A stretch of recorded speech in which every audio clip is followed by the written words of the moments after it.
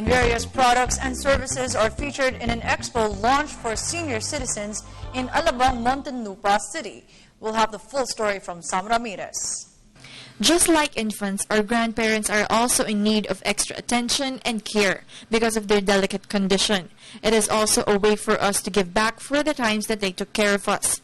That's why an expo specifically to address the needs of senior citizens was mounted by a marketing company because they believe that the needs of senior citizens must also be addressed. Napapansin na po namin dito po sa atin sa Pilipinas, actually ang more on lang po tayo sa job fair, sa real estates po, sa mga expo po ng food. Nakakalimutan po natin yung seniors. So eto na po yung panahon na, syempre po pag sinabing seniors, hindi pa po sila laos. Sila po yung mga productive seniors.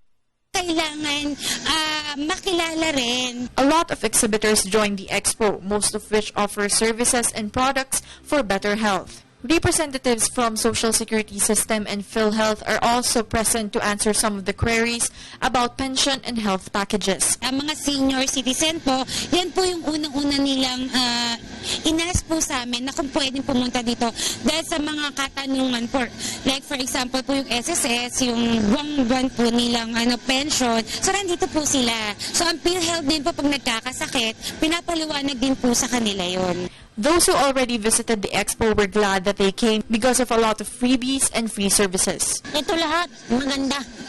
Oo, maganda. Na-enjoy ako. Mga kasamahan ko, subukan naman ninyong pumunta dito sa festival. Hanggang 8 sila ng August. Ang daming makikita mo na magaganda. Maaliw kayo. Maganda sila. Maraming makikita. Maraming magaganda. Okay naman. Kaya nga pumapasok kami dahil titignan ko produkto. Annabelle invites everyone, not just senior citizens, to attend this expo.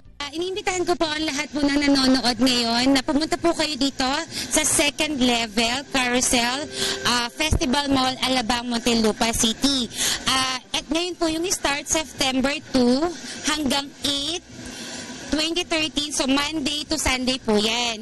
Open po kami 10 a.m. hanggang 10 p.m. So, free entrance po siya at nagbibigay po kami ng freebies. Reporting for the People's Television, Sam Ramirez.